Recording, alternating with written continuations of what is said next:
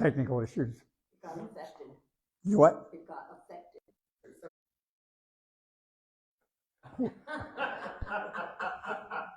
Welcome to Unity Spiritual Center, Pflugerville. We just had an interesting technical fun. We really did. Our conversation today is tune into the quantum field of infinite possibilities, and it's learning to tune into the infinite field of possibilities, or the quantum field. And I'm starting to talk about the quantum field because I wanted to update some of the things we've been talking about. In the last couple of weeks, we've been talking about Charles Fillmore and his conversation that we are part of an inexhaustible field of energy. Okay? And I used, at the time, we were using, as a man thinketh in his heart, so is he. So understand that these words come from ancient, 2,000 years ago. They've been translated over and over again. Excuse me. So in essence, this is a metaphor. So as a man thinketh, or as a person thinketh, or as a human thinketh, okay? And then it says, so is he. And what, in my world, that means so is everything in his life or her life. So as a person thinketh, they're creating their life, which is a simple metaphysical interpretation of the energies of the universe. Okay?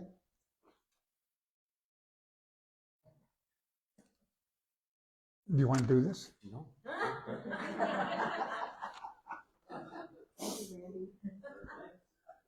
So, we live in a field of inexhaustible substance, is what Charles Fillmore said.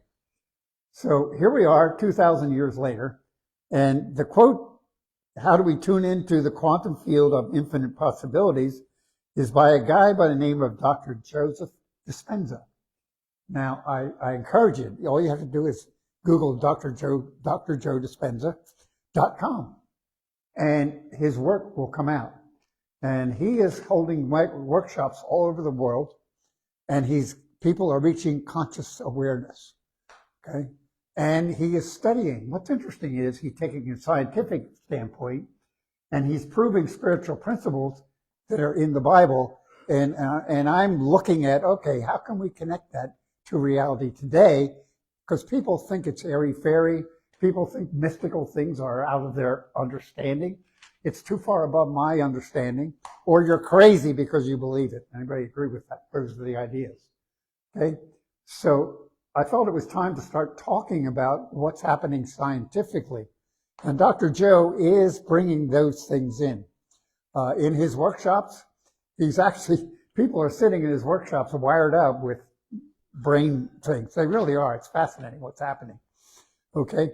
And his work has developed to the point where there's hundreds of people in these workshops in all different cultures. And I really encourage whoever you are to look at Dr. Joe Dispenza. And the conversation is, we can learn to tune into the quantum field of infinite possibilities. Now, what that means is the quantum field is a big field. It's a field of energy. And the key to this is understanding, right back to basics, that everything is energy. Okay? Everything is energy. That chair is a chair at energy with full of molecules moving, and they reach a frequency where they appear to be solid to us, which is back to the old idea that we are human beings perceiving our world as we think about it. Okay? And as we think about it, we send out radiating waves that create our world. Okay, now that's a little bit far out, but in the conversation, quantum physics is now helping us understand scientifically that our thinking does affect outcomes. And they're working on that. I think we still have at home that quantum experiment where they were projecting atoms into a circle, and just by looking at it, human beings changed how it hit the circle. So they're working on this proof that our thinking changes reality. Now, what are the infinite possibilities? Okay, the question, what are infinite possibilities? I can stop coughing is one of them. Okay, so and I really want you to open and understand and just lay aside all of the understanding you've received and look at this as a world of possibilities. Each one of you, when you go out that door, you're going to get in your cars, you're going to drive home. Or you could drive crazy. You could be driving to lunch. Anything could happen. Friday, I think it was, Madeline and I went to a doctor, and on the way to the appointment on South on 1, anybody familiar with traffic? And we had just gotten off of Palmer Lane onto US 1 South, and if you understand that, it's crazy. You got to get over 6 lanes in order to get on 1, and everybody's in a hurry. And everybody's in a hurry, but somebody stopped in front of me, and somebody hit me. Okay? Now, what was the infinite possibility of that happening? Anybody agree it's there? Just because even on a day-to-day understanding, there's a possibility that that's going to occur. So how many possibilities are there about life and life happening? Okay? Now, the question then becomes, how does that occur? And how do I align with that accident or with that grant of money or whatever it is? How does that occur? Okay? Agreed? Anybody ever noticed that good things happen to positive people? It wasn't my thinking. No. To me, it was an accumulation over the last years. Okay. Really, what has occurred, I used to go to, some of you know that I did public speaking, so I was all over the United States and all over the world. And I forget how many miles, but I put on thousands and thousands of miles on car rentals. Plus, I've driven coast to coast, done all kinds of things like Larry. And anybody agree? You build up a lot of possibilities when you're on the road all the time. So it was my due. I had to get it out of my aura. Or Maybe. that small accident prevented you being in a spot where a major accident. I agree. You know what's interesting about it, just for kicks? I never had an experience where the automatic brakes went on. But I put the brakes on, and all of a sudden the car stopped because the electronic brakes caught, and I stopped within about a foot or two of the car in front of me, and the guy hit me in the back. So again, what are the possibilities? What are the possibilities? And it's just looking at the universe. What are the possibilities in the universe? Now, I'm sorry. Anyway, the possibilities, I want to talk about this. People are radiating their energies. And we have 7 billion people or 8 billion people on the face of the earth radiating energies. Yes, that's a fact. Okay? And each one of those individuals are radiating energy and receiving energy. I'm sorry, I don't know what's going on. Yeah.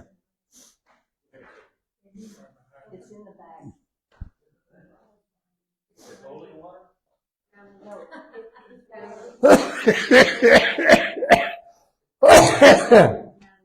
This is crazy. Is there water back there? Well, no, that's not my water. You want that? Oh, yeah, I'll do that. Thank you. It's vitamin water. Oh, What's the possibility that I need vitamin water, right? y'all need vitamin water in this crazy. We were talking about it in an earlier Sunday message, that it's like everybody, like there's radio stations all over the world. And those radio stations are radiating their message. Now, the people that hear that message are the people that can dial into the frequency that is broadcasting on. And if you get into certain areas where the signals are weak, you get squealing, you get static, you get all kinds of things. So it's the tuning into the frequency, and the heavier frequencies override the weaker frequencies. Okay, that's a fact. Okay? So it's a metaphor for the same thing with us radiating. Now, the Course of Love and the Course of Miracles both say that the only thing we do is we're in two states of being, either fear or love. So if we're radiating fear, we are putting out energies at a frequency that says, I have something to fear. Okay? Come over here, there's got to be people radiating anger, upset. And if you understand synchronicity, energies that operate at the same frequency attract each other. They actually combine and create a new frequency. And that new frequency is the event or the problem or the sickness or whatever it is that we're broadcasting. So it says, okay, here it is, boom. And we're part of that. So we are radiating energies. And if we're radiating fear, what are we going to attract? Okay? 7 billion people doing that. That's the field of infinite possibilities. And that quantum field is very, very well defined within the quantum science of saying everything is energy at a frequency, and each frequency creates a different outcome.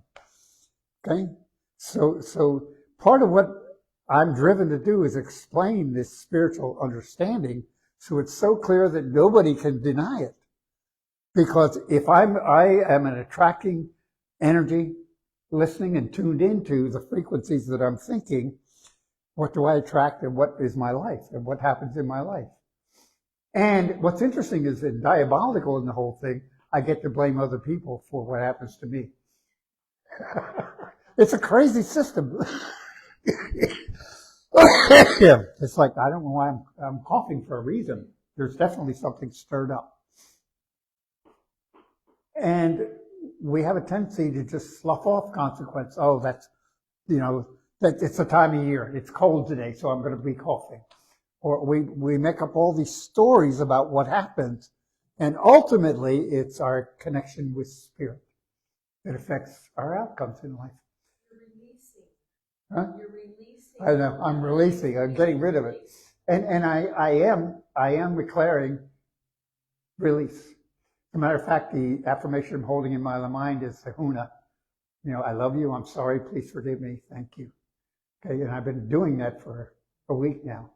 So you're right, it's got to be some sort of release. However, it's still a conversation that comes up, and I get to judge myself, and you get to judge me. And you can say, well, I don't care, that doesn't happen to me, so you become better than I am. You see how the process works. And that's constant loop that's going on and on. So Jesus had these ideas. And, it's really simple. As a person thinks in their heart, that's what happens to them. And what is the heart? The heart is an energy within us, which is the original Christ. It's interesting to me, the phrase, this came up, and I need to put my glasses on. Thank you for allowing me to stow them. Okay. And it says, what came up is reconnect with our original self. See, back in Genesis 1:27, God created man in his image, everybody. So there's an original self. And that original self is the Christ mind, or is I am, or whatever you choose to call it. And it's within us. And what we're doing is trying to figure out how to return to it. So it's really returning to who we are, is what this conversation is, the spiritual conversations. And what happens to me, and I do this because of my fundamentals background, I had to get away from it. But now I have to understand what he's saying, and that's a conversation. Go to the next one, please. Philippians 4:13. I can do all things through Christ. So what is Christ? That's the original self that we are. That's the Christ mind. That's the God presence that we are. And if we learn to speak in its language, everything's taken care of. Okay? And it's a language of love. It's not a language of fear. And a language of love is words that create fear. So I hate to do this, but what are some words that create fear? I hate you. Wow, you're stupid. Anybody? It's endless what you can say to create a vibration of fear. Now, it is fear. In its essence, it is fear. Now we can call it, and Sue picked this up, that part of my conversation is you get rid of the 3 C's: criticism, condemning, and complaining. Because criticism, condemning, and complaining are fears that something's going to affect me. Okay? How about doubt and uncertainty? And those are all energies of fear, which create fear outcomes. So it's not a direct one-to-one ratio. It's an energy cycle that builds up within our consciousness. We start coughing.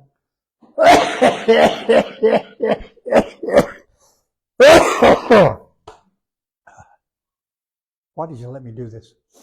It's not that. I'm so sorry. See, we're driven to blame somebody else.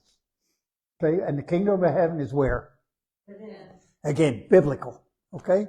So these words that have been thrown around, misinterpreted, in my opinion, by some of the righteous, speak generally of energies and us thinking thoughts of love rather than thoughts of fear.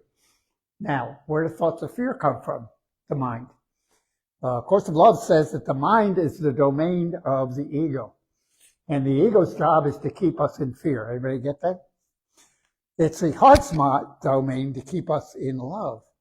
Now, it's not the physical pumping heart that pumps blood. It's the center of who we are. It's the Christ. I can do all things through Christ.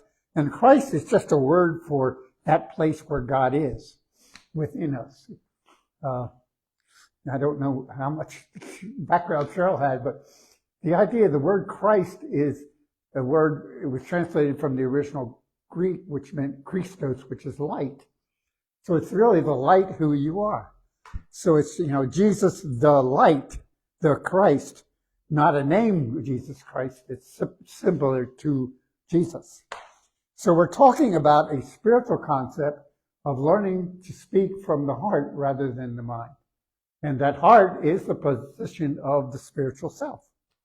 So everybody can see it? And all we have to do is learn the language of the heart and start transmitting in the radiation of our thoughts. Now, it's that which I'd feared has now come upon me is famous from the Bible. And then he had all kinds of problems. Okay? So it's in our language. And what we speak and what we think is what we create. Go on to the next one, Madeline. Be ye transformed by the renewing of your mind is Paul's admonition. And so be ye transformed. What does transform mean? Complete change from where, a new presence, if I can use that term. Transforming is a radical name. Another name is transfiguration, which means a different entity. Okay? So literally, transforming means learning to speak the language of the heart rather than the language of the mind, and not allowing the mind to run us. It's really interesting for me, the Course of Love that we do on Wednesdays. It's really fascinating to me that in that class, when we start reading the book, one of the tenets in the book, and it takes a year to read it, is I'm unlearning what I've learned. In other words, everything I know that's true today is wrong. And I have to learn the language of the heart, that God is good, all is well, and I am a child of God.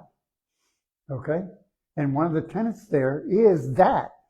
And I see people those of you who have been with me in it, I see people go through 4 or 5 weeks of it, and then they cough and leave. Because it's too radical to understand that, and I'm going back to what some of you have said. I am responsible for everything in my life through the way I think and the way I talk and the way I live my life. Okay? I think I better quit while I'm ahead. To me, it's such a simple process. If I really want to live a lifestyle of happiness and joy, it's clear that money is involved in this. It's clear that health is involved in this. Absence of coughing. It's clear. It's clear that relationships are part of that. It's clear that when I get direction, do I really get good direction that takes me to the higher level? That's all involved in the type of life, what we speak, and what we think. And generally, thinking and talking are pretty much in alignment. Anybody agree? Sometimes you can hear people talk and you know what's going to happen to them. Okay. So, Larry. We can, we're one little person in the sea of 7 billion. 7 billion. How does me changing have that much of an effect? I am told that, and this is a conjecture, I haven't seen any scientific proof, but a positive thought overwhelms 100,000 negative thoughts. Okay? Now that's a story. It's like, I don't know why I'm thinking of this, but, you know, the 6-foot rule in the pandemic was a made up story. Okay? And we now have proof of that. So, and I believe that's what we are here for. Because when we get together as a group, the thinking becomes more powerful, radiating out. So it's part of what we're doing is how do you change the world? One thought at a time. Are you on for that one? Okay. Now, there are other events that occur, and Larry's very heavily involved in astrology, and it's true, the planets are changing. Okay. Somebody else, Valerie? Anybody else have something for Larry on that one? So, I mean, to me, it translates into how we're thinking equates to how we show up. Yep. And so that's where the rubber hits the road. And it's that watching of your thoughts to where you recognize, okay, well, this thought is not helpful. This thought is not true. So I'm going to choose to change the way I'm thinking, which means I'm going to change the way I act, which means I'm going to affect everyone that I come in contact with in a more positive manner, which then spreads that energy. You know, they've just had a good experience with me, so now they're going to walk out and they're going to have a positive interaction with the next person that they meet. And so I feel like that's, you know, a real concrete example of how we can change the world. It is.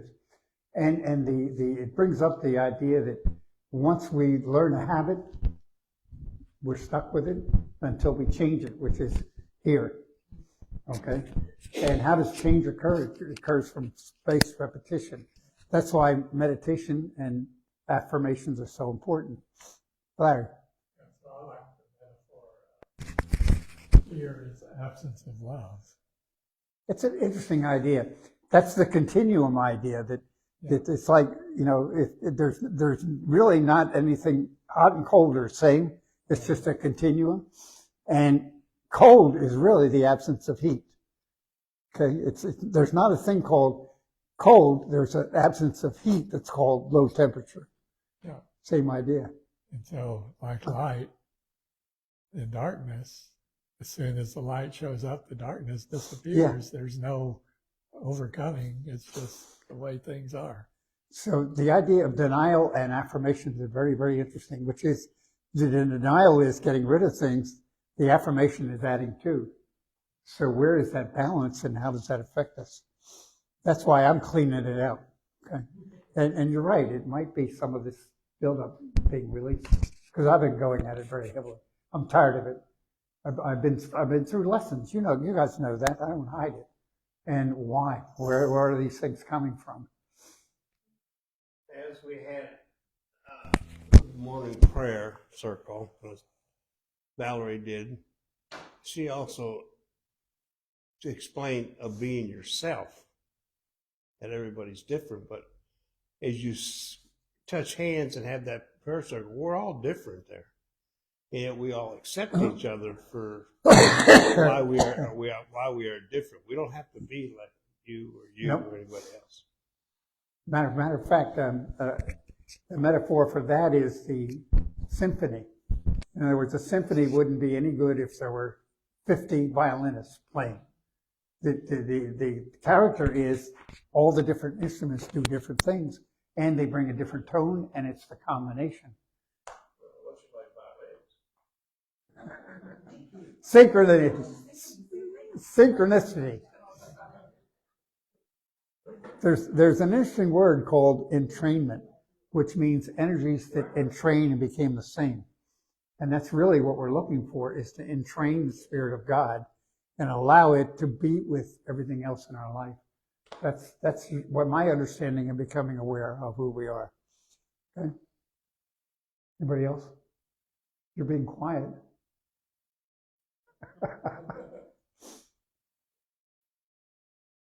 I am back to the original conversation that it's so simple. The ego creates confusion. The ego creates a mysticism. The ego creates conflict. But if you go back to it, even back into the Egyptian, Sumerian ideas, the idea that you are a child of God and you're a spiritual being, learning to be a spiritual being in reality. And it goes back for thousands and thousands of years in some form or another.